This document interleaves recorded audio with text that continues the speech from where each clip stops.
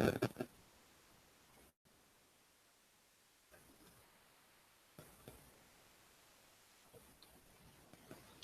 everyone, how's it going? We're going to go ahead and get started here. We're going to be going over tonight how to prepare for your check ride, whether it's a private pilot check ride, a commercial pilot check ride, instrument pilot check ride, just how to go about the basic steps of properly preparing for one of those check rides, what you need to be looking at so you know what to expect once you get in the airplane with the FAA. So if you have any questions during this time, just go ahead, type them into the comments, try to mute your microphones so everyone's not hearing everyone else. And we'll try to address those as we go through. And then, of course, we'll have some time at the end to also answer any questions you guys do have. So to get started here, first thing I want to share with you guys is to be very familiar with the ACS, the Airman Certification Standards. So when you're going through the ACS, it's a very long document, about 103 pages, kind of confusing. And what you ultimately want to get to is come down here to the table of contents and simply print out the table of contents. It's about 2 pages long. And once you have those 2 pages printed out, you can then go ahead and look at everything that they're going to be expecting you to do on the check ride. So just go ahead and start, first thing, crossing off everything that doesn't apply to you. So if you're taking your private pilot check ride in a Cessna 172, go ahead and cross off anywhere where it says AMEL. So obviously taxing applies to both the airplane single engine land and airplane multi-engine land, but anything where it's strictly airplane single engine C or strictly airplane multi-engine land, cross that off so you don't have to worry about it. So seaplane post-landing procedures won't apply. Just cross it off, get rid of it, and you're going to be left with a list of tasks that you're going to be expected to do on the check ride. So as you're looking through all these different tasks here, and you're not quite sure what pilot qualifications might be, simply go ahead and click on it, and it'll take you down to pilot qualifications and what they're looking for. So what the DP is going to be expecting of you is to know your certificate requirements, currency and record keeping. So what kind of flights do you have to log? What kind of currency do you have to maintain your certificate? Does your certificate ever expire? Those sorts of things. Privileges and limitations. What can you do with your certificate? And you may think this is a little bit vague, how they write it. And if it does seem a little bit vague, there's 2 things you can do. You can either go to where it has the references into the Pilot's Handbook of Aeronautical Knowledge, into the PHAC, something like that, or simply try to teach this to someone else. So find a buddy that's roughly the same level as you, maybe just has their private pilot or is also working on it as well, or sit down with your CFI and try to teach them these things. So teach them what the requirements are for you to hold your certificate and where might you find that information. Those sorts of questions are what you need to ask yourself prior to going to the check ride, and that'll start to jog your memory of what you really need to know when you're going for the check ride. Down here, it's broken into 3 categories always. So for pilot qualifications, they have the knowledge, what you need to know, risk management, because that's the whole big thing now. They've gotten rid of, with the ACS, the special emphasis areas, and they've gone just to these 3 categories. So risk management is combined into every single task you do on your check ride. So for risk management, has down here failure to distinguish proficiency versus currency. So you might say, well, all I have to do is get a BFR once every 24 calendar months, and I don't have to fly any other time besides that, and I'm good to go fly 17 months from now if I've never touched an airplane. So you'd be current, but you wouldn't be proficient. So you have to be able to show that you can determine the difference to the DPE. Personal minimums would be one. If he says, hey, what's the the wind's about 15 knot direct crosswind. Do you think we're going to go fly today? And you say, well, the limit of the airplane is 17 knots. He's going to say, okay, well, what about your personal minimums? And if you look at him with a blank stare, it's not going to give him a warm, fuzzy feeling about giving you your certificate that day, because he's going to go, what do you mean you don't know about personal minimums? Don't you have some sort of comfort zone? And you may just have never written it down, but it's a good idea to write down personal minimums and work on those with your CFI prior to the check ride. Things like failure to ensure fitness for flight. What could you do to ensure fitness for flight? And they're talking about you here. And of course, if you're unsure, just talk to your CFI about it. But checklists like I'm safe or PAVE, those sorts of checklists. So just be able to have a few examples to give in regards to that. They're really not looking for you to be an expert on your private pilot check ride, but they're looking to know that when they say, how would you ensure you're fit for flight? you give him one or two examples, pave and I'm safe. And if you just rattle that off, he's not going to ask you to explain to him what those things are. Probably he's just going to move right along, so he'll be satisfied with those answers. Typically during a check ride, if you give a really great answer right off the bat, very clear, short, concise, they're just going to move right along. If you're a little bit unsure and then you finally come up with an answer like I'm safe, then he's going to ask you, what does I'm safe mean? Because he wants to dig a little bit further and make sure you really know what you're talking about before he just skips along and moves to the next subject. Skills. It's kind of a simple one here, and just apply requirements to act as PIC under VFR. So if you come back up to the table of contents and you look at a few other things like, hey, what do I need to do for climb? Now it gets a little bit more spelled out because they're looking for certain criteria for you to be able to make. So under the skills section, you're going to find those bus criteria, so to speak. So maintain VY on climb out plus 10 minus 5 knots to a safe maneuvering altitude. And then airspeed's not so important at that point. Of course, once you get on the cross-country portion of the flight, airspeed is important because that's going to help you determine checkpoints. So you always want to be nailing an airspeed. But here's the wiggle room you have, so to speak. And it basically spells out for you exactly what you want to do. I'm not going to go into huge detail here just to save time for tonight. But you would just go ahead and start reading here. What kind of knowledge do you have to have? You better know VX and VY by memory when you get into the airplane, or when you show up to the oral, rather. For the love of God, please know VX and VY and memorize those speeds. More so than just VX, VY. Memorize the published stall speeds, even though those change with weight and things like that, of course, and load factor. But memorize VNE, memorize maneuvering speed. Have those things memorized. Don't just rely on them being published on a checklist. Know what the appropriate aircraft configuration is off the top of your head for takeoff. A lot of people will take off 10 flaps in a Piper Cherokee. I usually like to do that, but it's not written in the POH to do so, so you've got to do it how it's written in the POH. So if it says normal takeoff, 0 flaps, then that's how you need to be doing it. Or you at least need to brief with the DP beforehand and explain to him what you're doing and see if he's okay with it. Take all these other things into account here. And as you move through, you're going to look at risk management, what you need to be worried about. If he asks you, what should you be concerned with on takeoff? These are your answers. If you go ahead and take off and you're at a non-tired airport and a citation departs and you line up right behind that citation and go to take off, he could fail you on the fact that you're not managing risk with wake turbulence because you're not giving yourself 2 minutes between a jet departing and you and your Cessna or Piper getting right onto the runway. So be taking all these things into account here when you do go and actually go to perform these tasks in the airplane. Other things with the ACS as we come back up to the table of contents. Every DPE is going to start off a check ride with a plan of action. So he's going to tell you, hey, today I'm going to be using a plan of action. You're going to see me taking notes. You're going to see me looking at this piece of paper. Where his plan of action comes from is basically looking at this table of contents and then looking at the tasks required and the skills and the criteria and writing down what you have to do on the check ride, writing a game plan or an agenda for that check ride that day.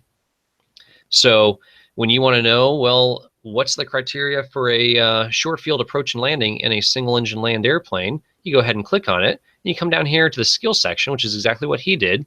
And he's going to be looking for you to maintain 1.3 VSO plus 10 knots minus 5 with wind gust factor applied. And then there's going to be something to the effect of, where you need to be landing. That's a soft field. Where's our short field here? And short field on it, and there it is, touchdown within 200 feet beyond the specified point. So not before it, not before, like, say, the runway threshold or the top of the numbers, and within 200 feet after the specified point that he gives you. Because it's a short field, so he wants to know you can put the airplane down relatively on a point where you want it to touch down. So plan of action, try to write your own plan of action if you can. Go through the ACS, whether it's going to be an instrument check ride or a private pilot check ride, and start writing out your own plan of action for your check ride. And then once you've written out your plan of action, go ahead and sit down with a buddy, with your CFI or with a friend that's roughly at the same point in flight training as you, and start working through that. Try to write your own oral exam off those questions, off the things from the ACS. Try to write your own maneuvers that you're going to be doing and share fly them with a buddy. After you've done your plan of action, don't just write down one of them, write down 3 or 4 or 5 of them. build a whole bunch of different check rides as if you were the DP and you were going to give yourself a check ride. What would you be putting on there? Because there's this whole thing about going for a check ride where you're not really sure what to expect, and it's a little bit scary and uncomfortable. But if you start to write down what you expect them to give you, it's going to start to narrow down the possibilities, and you're going to feel a little bit more comfortable because you're going to realize there's only so much they can really talk to you about. They can't ask you crazy out there questions. It all has to be coming from the ACS, or coming from what used to be the PTS, now the ACS. So it's a pretty defined set of questions that they can ask. Obviously, they can go into different topics and different scenarios and make you think a little bit. But as long as you have the basics down, you'll be able to answer any of those scenarios, and you shouldn't worry too much about it. So as you write those plan of actions, that way you'll be able to go through and kind of see what your check ride is going to look like. You can also try to grab a plan of action that your CFI may have written up that he knows for a fact is very similar to what the DP you're going to be using happens to use. So you've determined the required tasks and maneuvers from the ACS. You've built your plan of action. Sit down, practice that with your buddy. Give yourself some oral prep. What you can also do is go online and search for oral exam questions. If you're having a hard time thinking of what questions they might ask you just from looking at the ACS, go ahead and look in the ASA book, look on Google for typical private pilot oral exam questions, and that'll get you started off. And once you see what those questions are sort of like, then you'll have a good idea of what kind of questions you should be forming and asking yourself. There's also some resources I'll show you here in a minute on fly@mikealpha.com of oral questions and what you should need to know for the oral. The other thing you can try to do is try to schedule a mock check ride with your DPE. So before you go for the actual check ride, maybe before you even do your long solo cross country, maybe you've got 30 hours or so in your logbook, find the DPE that you're most likely going to be using and have your CFI ask, or you ask them directly, hey, would you fly with me as a CFI, as an instructor, and give me basically a mock private pilot check ride? You know, what you would do with the regular student. And he'll sit down with you. He'll give you a little bit of a mock oral exam. They probably won't charge much. If they charge $500 for a private pilot check ride, they'll probably give you a mock check ride at, a rate of 50 or $75 an hour. So maybe around $200 would take care of everything. He'll give you a short little oral so you get an idea what he's going to be asking you. Go through the maintenance logs with you, walk out to the airplane, do the pre-flight with you, take you up, do some maneuvers, give you some good feedback. And most importantly, this whole time you're building rapport with the DPE. He's getting comfortable with you, and most importantly, you're getting comfortable with him or her, so that when you show up on check ride day, it's not a new, strange, scary person that makes you feel uncomfortable and makes you start to stutter and stammer and use the word a lot. Make sure that you get to know them, they get to know you, and you'll figure out that they're really just another person. And although they're there to evaluate you, they're not there to fail you or trick you. They're just there to do their very best to pry the information out of you so they can say, yeah, in fact, you know it, and they want to give you a certificate. No one shows up wanting to fail anyone. They just don't. Everyone that you meet from the FA and DPs, they're generally very nice people, and they're there to help you, even though we kind of make fun of that sometimes. So scheduling a mock check ride with your DP, schedule 2 even. Schedule before you even solo on the airplane. Maybe you got 10 hours and you're about ready to solo. Go out with the DP that you're going to use rather than the chief CFI at the flight school or flight club or whatever it is. Go out with the DPE and have them give you feedback on where you stand pre-solo. Even if you make some mistakes, which are going to be expected, you'll make mistakes on your private pilot check ride too. That's to be expected. You'll get more comfortable with them. They'll give you valuable feedback, and they're usually really good instructors because if they're a DP, they've been around general aviation a long time. Other things to think about. Know what to memorize and what to look up. So don't get too hung up on memorizing everything you possibly can. So I'm going to go ahead and show you some resources here on fly@mikealpha.com that you can use. So going to projects here and resources, you could take a look here at Private Pilot Oral Exam Answers. We'll open that up and take a look here. And this little document that we have here basically is 95 to 99% of the stuff that you're going to be asked on your private pilot oral, if not 100% of it. If you know everything on this page, you'll pass no problem. And it's fairly short. It's 14 pages long.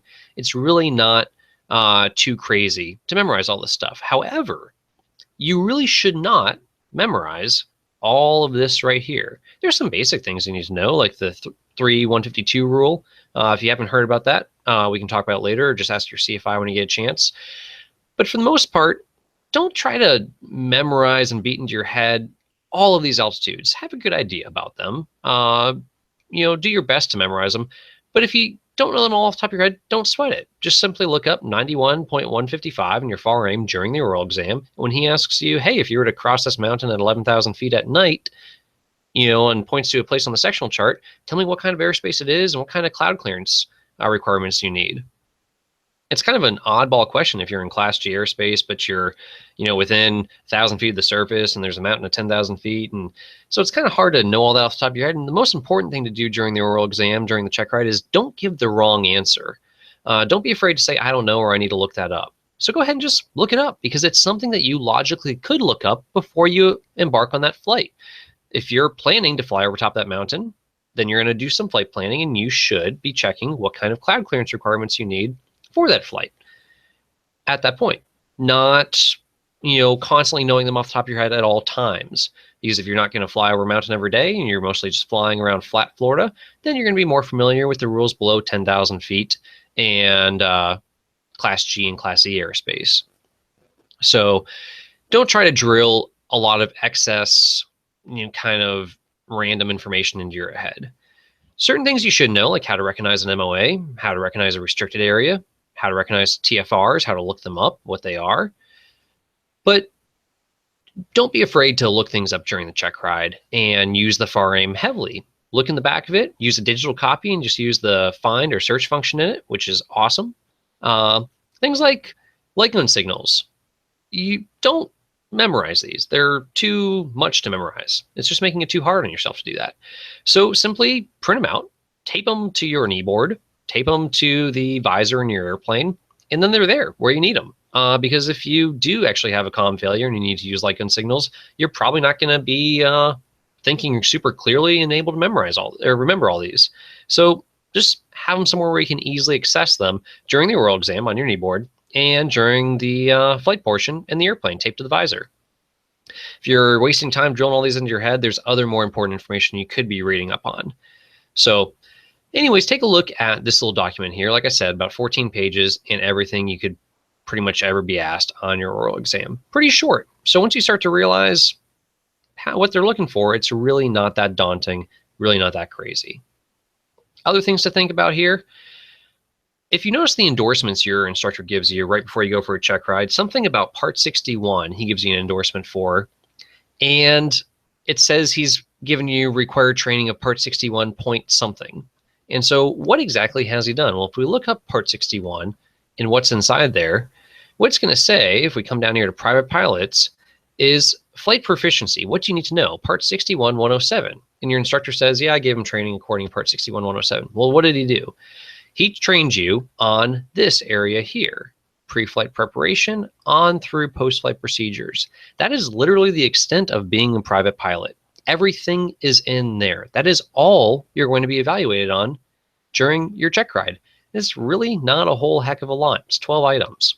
Pre-flight preparation, how you planned your cross-country, how you inspected the airplane, how you checked the weather.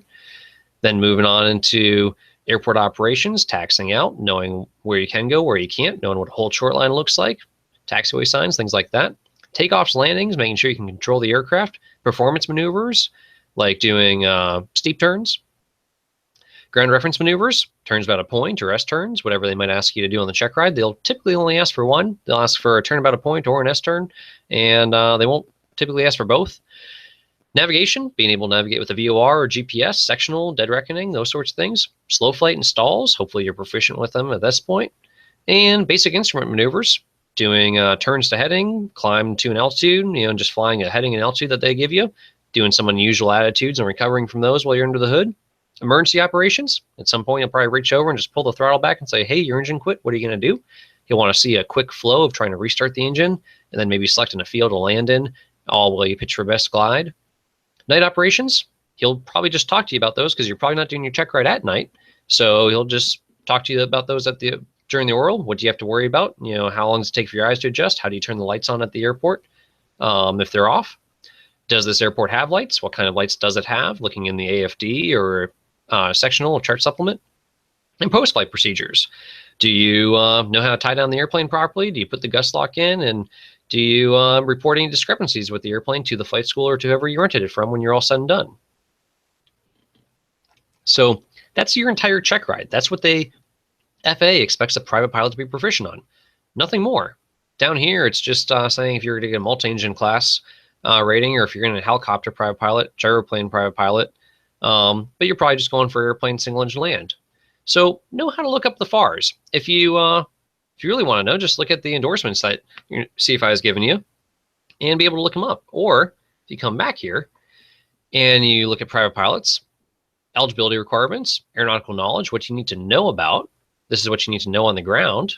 Accident reporting requirements they'll ask you about, things like that. And then what kind of experience do you need? And so you actually know that everything in your logbook adds up to the right. Well, you need 3 hours cross-country training. It needs to be over 100 nautical miles, blah, blah, blah, 10 night landings, do a full stop, and so on and so forth. 5 hours cross-country, 10 hours solo time total, 5 solo cross-country, 5 solo otherwise, and so on and so forth. So all the requirements are right here. And although it looks kind of confusing, remember, if it says multi-engine rating, it doesn't apply to you. It's literally, this is all it takes to get a private pilot's license. This little blue section right here, from A on down to 3, that's it.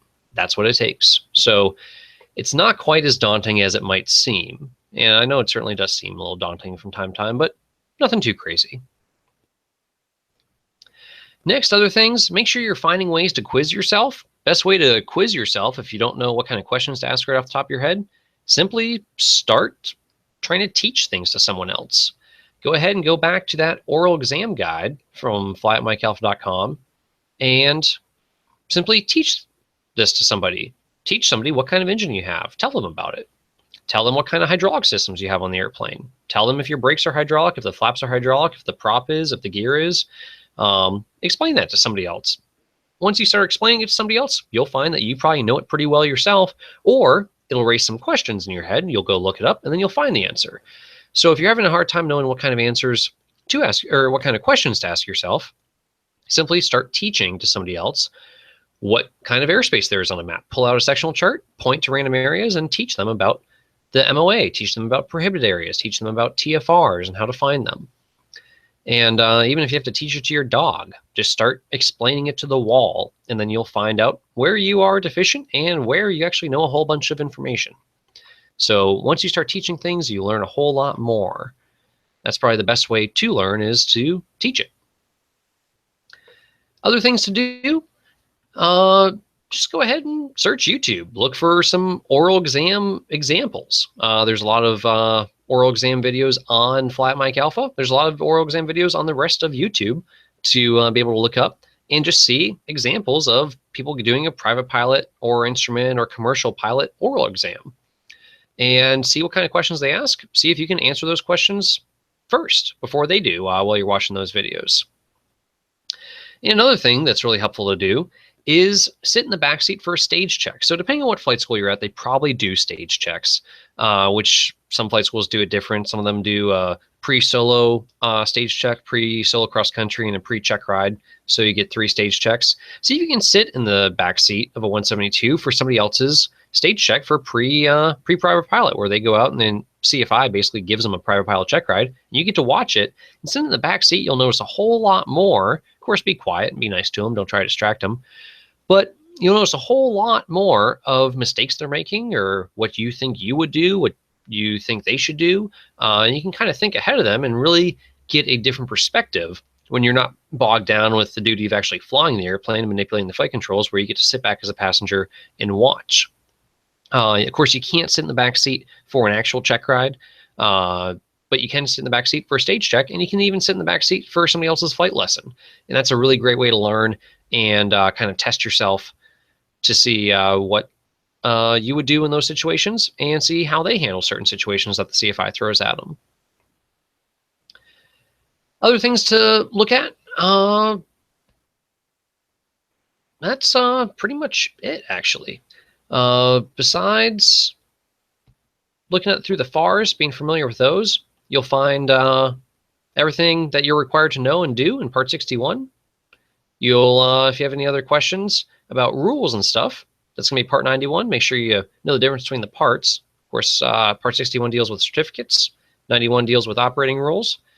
Be familiar with Part 91 and how to look it up, how to use it. Be able to look in the index in the back of the FAR if you got a paper one, or just download it on your iPad, have a digital copy, and use the Control F function or the search function to look up certain things. But if somebody says, the DP says to you, hey, what do you need? What kind of equipment do you need for flying at night? Well, you simply come down here to Subpart C and Part 91. It's a rule of what kind of equipment you need, so it's going to be Part 91. Subpart C, equipment, instrument certificate requirements. You come down here, 91.205, and it's going to say instrument and equipment requirements. And it's going to tell you exactly what you need for visual flight rules day, VFR day, and it's going to tell you what you need for VFR night and all that. So that's pretty much it. That's all I really got for you guys. If you have any questions, just leave them in the comments here, and we'll try to address them. And of course, any comments or any questions that you have after we post this video up to YouTube, just leave them in the comments below. We'll get back to you. Make sure you check out our website, check out our Facebook page, and most importantly, please do check out our Patreon page.